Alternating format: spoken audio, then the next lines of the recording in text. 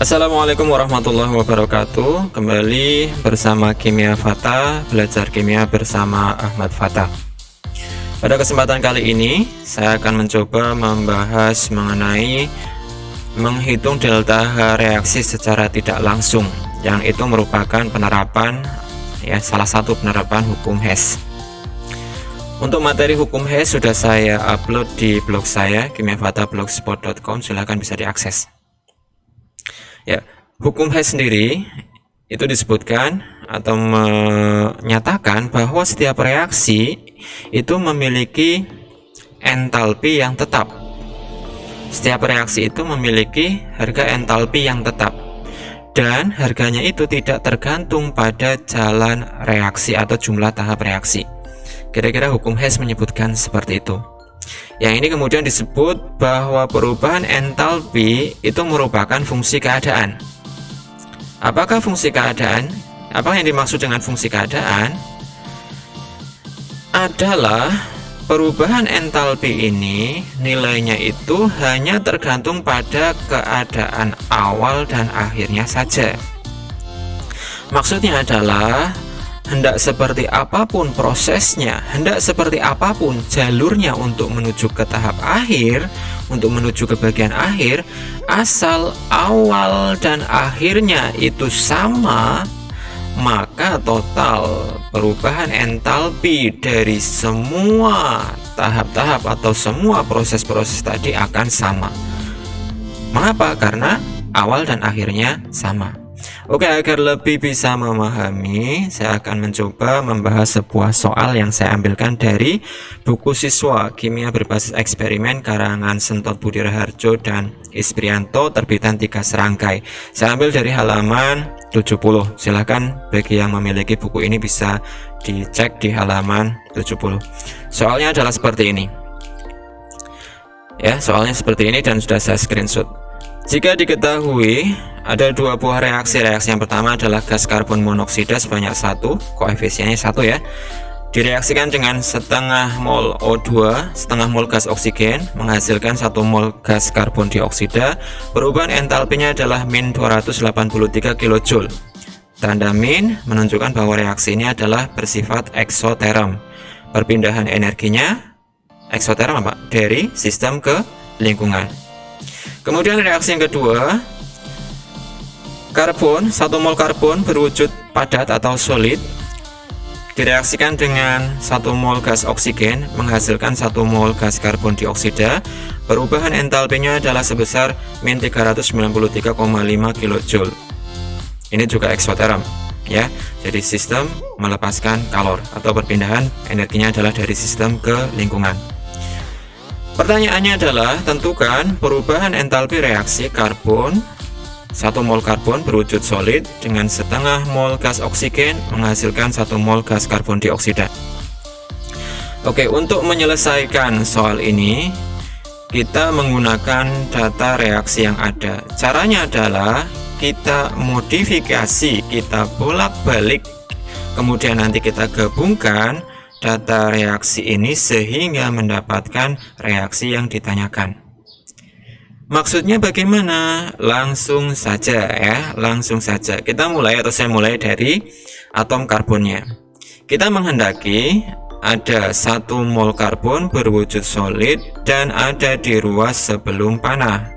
Sekarang kita cari pada data reaksi. Pada reaksi manakah yang ada karbon sebanyak 1 mol dan berwujud solid?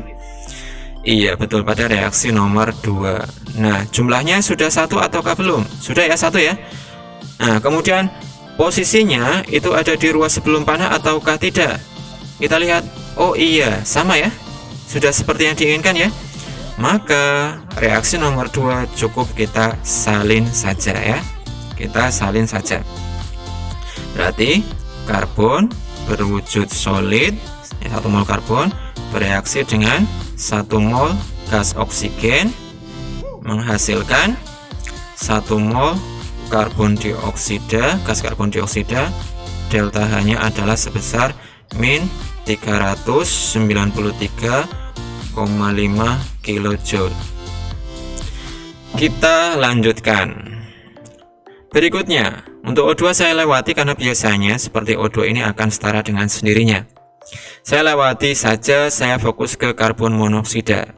Yang kita kehendaki ada 1 mol karbon monoksida berwujud gas dan ada di ruas setelah panah, setelah reaksi, ya.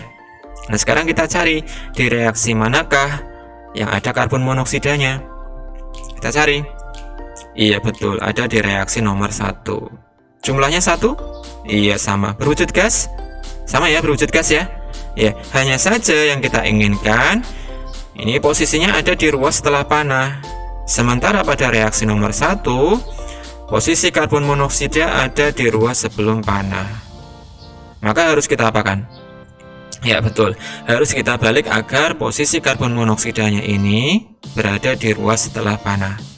Kita balik ya. Oke, kita balik.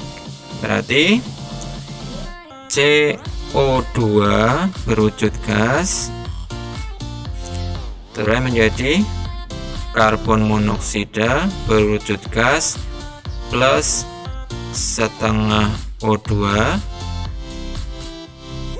Sudah saya tuliskan, sudah saya upload di materi saya mengenai persamaan termokimia. Jika ada sebuah persamaan termokimia dibalik, maka tanda delta H-nya harus dibalik.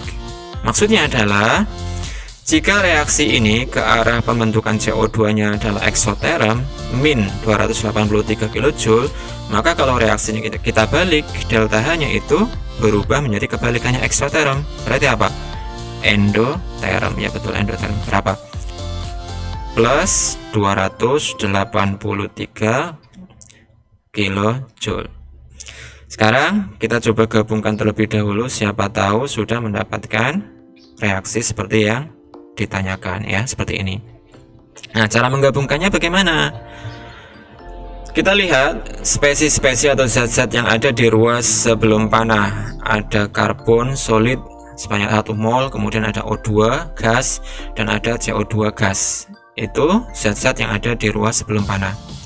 Sementara zat yang berada di ruas setelah panah ada karbon dioksida sebanyak 1 mol, ini ya. Kemudian ada karbon monoksida dan ada gas oksigen. Oh lupa, ini berwujud gas ya, ini lupa, saya sering lupa nih. Sebaiknya keterangan wujud zat selalu kita sertakan ya, karena itu penting. Oke. Nah, cara menggabungkannya adalah kita coret atau kita eliminasi zat yang di ruas sebelum reaksi dan setelah reaksi itu ada. Contohnya seperti CO2, di ruas sebelum reaksi itu ada dan di ruas setelah reaksi juga ada. Ketika kita menghapus, misal di sini CO2 di ruas reaksi, maka kita harus menghapus atau mencoret, mengeliminasi zat yang sama, yaitu sama CO2 dan jumlahnya sama di ruas setelah reaksi ya. Kita harus mencoret zat yang sama serta jumlahnya sama, begitu ya. Kemudian selain CO2 yang sama adalah O2 ya. O2 hanya saja jumlahnya berbeda.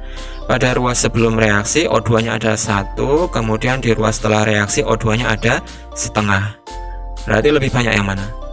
Iya betul, lebih banyak yang ada di ruas sebelum reaksi. Maka ketika setengah O2 di akhir reaksi ini kita eliminasi, O2 yang tersisa pada ruas sebelum reaksi tinggallah berapa? Ya betul, karena kita mencoret setengah, maka di sini ya kita yang kita hilangkan ya hanya setengah, maka tersisa tinggal setengah. Oke, sekarang kita gabungkan. Di ruas sebelum reaksi yang tersisa tinggallah karbon solid ya, plus setengah O2 berwujud gas, menghasilkan di ruas setelah reaksi yang tersisa tinggallah karbon monoksida berwujud gas. Nah, sudah saya tuliskan di materi mengenai persamaan termokimia. Jika ada beberapa persamaan termokimia digabungkan, maka delta H-nya itu dijumlahkan. Reaksi ini itu merupakan penggabungan dari dua reaksi ini ya, di atasnya. Maka delta H reaksinya ya penjumlahan dari delta H reaksi yang digabungkan. Oke, berarti ini berapa hasil penjumlahannya? Kita jumlahkan ya.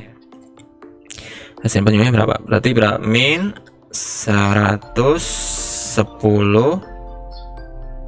Ini berapa? 0,5 ya. 0,5 kilojoule. Oke ya, berarti delta H reaksi 1 mol karbon bereaksi dengan setengah mol gas oksigen menghasilkan 1 mol karbon dioksida. Menurut perhitungan ini adalah sebesar min 110,5 kilojoule. Reaksinya merupakan reaksi eksoterm. Reaksi eksoterm perpindahan energinya adalah dari sistem ke lingkungan atau sistem melepaskan kalor. Tanda delta H-nya negatif. Ya, demikian ya cara menghitung delta H reaksi secara tidak langsung, yang itu adalah merupakan penerapan hukum Hess.